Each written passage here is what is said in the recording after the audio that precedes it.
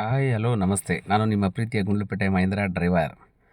ಈಗ ನಾವು ಧರ್ಮಸ್ಥಳದಿಂದ ಅದೇ ನಲ್ಲಿ ತೀರ್ಥ ಸೋಮನಾಥೇಶ್ವರ ಅಂತ ಅಂದ್ಬಿಟ್ಟು ದೇವಸ್ಥಾನಕ್ಕೆ ಹೋಗಿದ್ವಲ್ಲ, ಆ ದೇವಸ್ಥಾನದ ಮಾಹಿತಿ ತಗೊಂಡು, ಅದು ಮಾಹಿತಿ ನನಗೆ ಗೊತ್ತಿರಲಿಲ್ಲ. ಅವ್ರು ಹೇಳಿದ್ರು ನವಂಬರಲ್ಲಿ ಅದು ತೀರ್ಥಸ್ಥಾನ ಓಪನ್ ಆಗುತ್ತಂತೆ. ಅದು ಏನಂದ್ರೆ ನಾನು ವೀಡಿಯೋಲಿ ಮಾಡಿದ್ದೀನಿ ನಿಮಗೆ, ಗುಹೆ ಕಣಂಗೈತಲ್ಲ ಅದು ಅಂಬೆಗಾಲು ಹಾಕ್ಕೊಂಡು ಒಳಗಡೆ ಹೋಗ್ಬೇಕಂತೆ. ಬಿ ಪಿ ಶುಗರ್ ಇರೋರು ಆಗಲ್ಲ, ಯಾಕಂದರೆ ಉಸಿರು ಕಟ್ಟುತ್ತೆ ಅಂತ. ಅದರಿಂದ ಒಳಗಡೆ ಇದಾಗುತ್ತಂತೆ.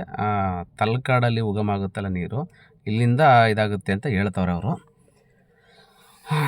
ದೇವಸ್ಥಾನ ಮಾತ್ರ ತುಂಬ ಚೆನ್ನಾಗಿತ್ತು, ನೋಡ್ದು. ಬಟ್ ಅದೊಂದು ಬೇಜಾರು, ಒಳಗಡೆ ಬಿಡಲಿಲ್ಲ ಅಂತ. ನೋಡೋಣ, ನವಂಬರ್ಗೆ ಓಪನ್ ಆಗುತ್ತಂತೆ. ಬಟ್ ಎಂಜಾಯ್ ಮಾಡೋ ಅಂಥ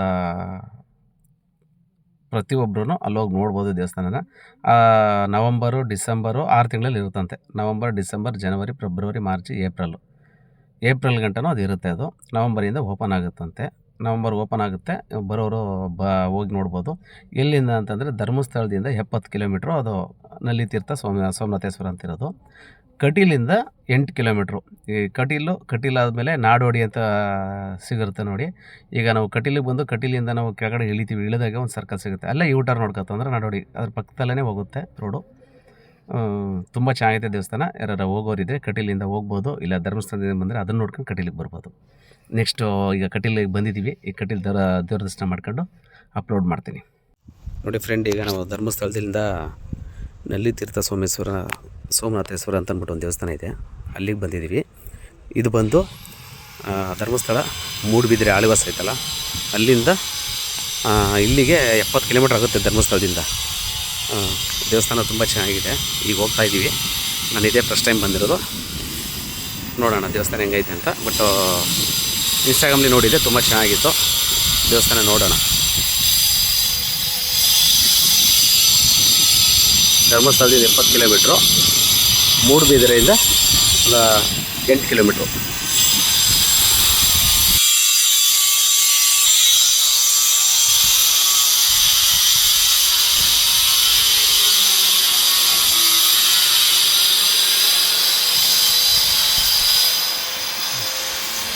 ದೇವಸ್ಥಾನ ಕೆಲಸ ನಡೀತೈತೆ.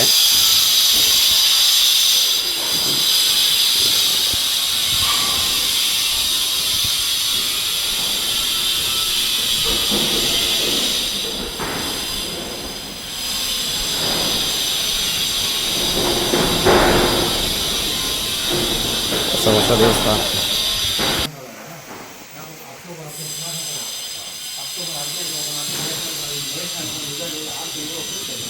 ಬೆಳಿಗ್ಗೆ ಗೋಲ್ ಹಾಕಿ ಆದಿತ್ಯವಾರ 7 ಗಂಟೆ ಬಿಡ್ತೇವೆ. ಬಾಕಿ 8 ಗಂಟೆಯಿಂದ 12 ಗಂಟೆ ಬರುತ್ತೆ. ಮಧ್ಯಾಹ್ನ ನಂತರ ಪ್ರವೇಶ ಅಲ್ಲ. ಮತ್ತು ಹೋಗುವವರೆಲ್ಲ ಬಟ್ಟೆ ತರಬೇಕು. ಜಂತಿಗೆ ವೈರಸ್ ಇರೋದು, ಇವಾಗ ಡಬಲ್ ಬಟ್ಟೆ ತರಬೇಕು. ಕೆಲವು ಕೆರೆಯಲ್ಲಿ ಸ್ನಾನ ಮಾಡಿ ಒದ್ದೆ ಬಟ್ಟೆ ಹೋಗಬೇಕು. ಅಲ್ಲಿ ಸೋಲಿಗೆ ಹೋಗಿ ಬರಲಿಕ್ಕೆ ಒಂದು ಅರ್ಧ ಗಂಟೆ ಬೇಕು. ನಮ್ಮ ಗೈಡ್ ಹುಡುಗ ಬರ್ತಾನೆ, ಕರ್ಕೊಂಡು ಹೋಗ್ತಾನೆ. ಹೋಗುವುದು ಮಾತ್ರ ಬಗ್ಗೆ ಹೋಗ್ಬೇಕು. 6 ತಿಂಗಳು ಮಕ್ಕಳು ಬಗ್ಗೆ ಕೇಳ್ತಾರಲ್ಲ, ಹಾಗೆ ಬಗ್ಗೆ ಹಮ್ಮಿಗೆಲ್ಲ ಹೋಗ್ಬೇಕು. ಕರ್ಕೊಂಡು ಮಾತ್ರ ಮಕ್ಕಳಿಗೆಲ್ಲ ಹೋಗ್ಬೋದು. ಮತ್ತು ಬೀಚ್ಗೆ ಬರೆದರೆ ಆಯಾಸ ಆಗ್ತದೆ, ಹಾಗೆಲ್ಲ ಉಂಟು. ಅಲ್ಲಿ ತಲಕಾವೇರಿ ಭಾಗಮಂಡಲ ಓಪನ್ ಆಗ್ತದಲ್ಲ, ಅದು ದಿವಸ ಪ್ರಾರಂಭ. ತಲಕಾವೇರಿ ಭಾಗಮಂಡಲ ಮಾಸ. ಮತ್ತು ಓಪನ್ ಉಂಟು. ಜನವರಿ ನಂತರ ಬಂದರೆ ಸೆಕೆ ಜಾಸ್ತಿ ಆಗ್ತದೆ.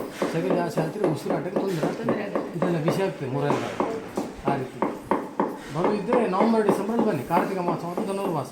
ಮತ್ತು ಭಾನುವಾರ ರಶ್ ಇರ್ತದೆ. ಭಾನುವಾರ ಗೌರ್ಮೆಂಟ್ ಇದ್ದರೆ ಫುಲ್ಲು ರಶ್ ಇರ್ತದೆ. ವಾರದ ಮಧ್ಯೆ ಬಂದರೆ ಆರಾಮಾಗಿ ಮಂಗಳವಾರದಿಂದ ಶನಿವಾರವರೆಗೆ ಜನಸಂಖ್ಯೆ ಕಡಿಮೆ.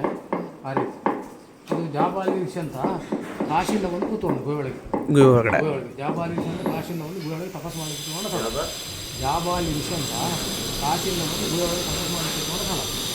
ಅಲ್ಲಿ ತೀರ್ಥ ಸ್ಥಾನ ಕಾಶಿಯಿಂದ ಬಂದು ಈಶ್ವರಿಗೆ ಬಂದು ಅಲ್ಲಿ ಒಳಗೆ ಸೂರ್ಯ ಮಾಡಿ ಈಶ್ವರಿಗೆ ಬಂತು.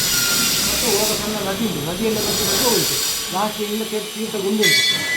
ಆ ರೀತಿ ಈ ಶಿವಲಿಂಗ ಇರೋದಕ್ಕೆ ಒಳಗಡೆ ಇದೆ, ಇದರೊಳಗೆ ಅದರೊಳಗಡೆ ಬರಬೇಕು. ಅದು ಕಾರ್ತಿಕ ಮಾಸದಲ್ಲಿ ಬರಬೇಕು. ಅವಾಗ ಮಾತ್ರ ಬಿಡೋದು. 6 ತಿಂಗಳು ಓಪನ್ ಉಂಟು. ಓಪನ್ ಇದ್ದರೆ ಕಾರ್ತಿಕ ಮಾಸ ಮತ್ತು ಧನುರ್ಮಾಸ ಉಳಿದು ನೀವು ಒಳಗೆ ಸ್ನಾನ ಮಾಡ್ತಿರಲ್ಲ, ನೀರು ಹರಿದಿದ್ದ ಪಾಸ್ ಆಗ್ತದೆ. ಜನರು ನಂತರೊಳಗೆ ಕೆರೆಯಲ್ಲಿ ಮಾತ್ರ ಬೇಸಿಗೆಗಾಲ ಬರ್ತದಲ್ಲ, ಆ ರೀತಿ. ದೀಪಾವಳಿಗೆ ಹಬ್ಬಕ್ಕೆ ಅಕ್ಟೋಬರ್ 17ಕ್ಕೆ ಇದು ಓಪನ್ ಆದರೆ 6 ತಿಂಗಳು ಓಪನ್ ಉಂಟು. 6 ತಿಂಗಳು ಓಪನ್ ಇರುತ್ತೆ. ಅದು ಬರೋದಿದ್ರು ನವಂಬರ್ ಡಿಸೆಂಬರಲ್ಲಿ ಬರಬೇಕು. ನವಂಬರ್ ಡಿಸೆಂಬರ್ ಕಾರ್ತಿಕ ಮಾಸ ಒಂದು ಧನುರ್ಮಾಸ. ಹಾಂ ಹಾಂ ಮತ್ತೆ ಬರ್ಬೋದು, ಸೆಕೆ ಜಾಸ್ತಿ ಆಗ್ತದೆ, ಉಸಿರಾಟಕ್ಕೆ ತೊಂದರೆ ಆಗುತ್ತೆ. ನಮಗೆ ಹೋಗ್ಲಿಕ್ಕೆ ಸೆಕೆ ಜಾಸ್ತಿ ಆಗ್ತದೆ.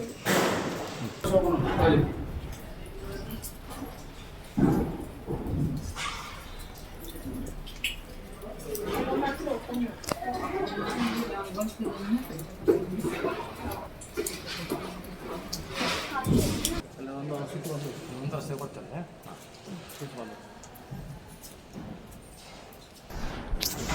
ನೋಡಿ, ಇದು ನಲ್ಲಿ ತೀರ್ಥ ಅಂತ ಇವತ್ತು ನಮ್ಮ ಊರನ್ನ ಕರ್ಕೊಂಡು ಬಂದಿದೆ ದೇವಸ್ಥಾನದ ಒಳಗಡೆ. ಈಗ ಅವರು ಮಾಹಿತಿ ಕೊಟ್ಟಿರೋದನ್ನ ರೆಕಾರ್ಡಿಂಗ್ ಮಾಡಿದ್ದೀನಿ. ಇದರಲ್ಲಿ ಆಯ್ತು, ಈಗ ಅಪ್ಲೋಡ್ ಮಾಡ್ತೀನಿ ನಾನು. ಈ ದೇವಸ್ಥಾನ ತೆಗಿಯೋಂಗಿಲ್ಲ, ಹೊರಗಡೆ ತೆಗೀರಿ ಅಂದರು, ಅದಕ್ಕೆ ಹೊರಗಡೆ ತೆಗಿತಾ ಇದ್ದೀನಿ. ಇದನ್ನ ಈಗ ಅಪ್ಲೋಡ್ ಮಾಡ್ತೀನಿ.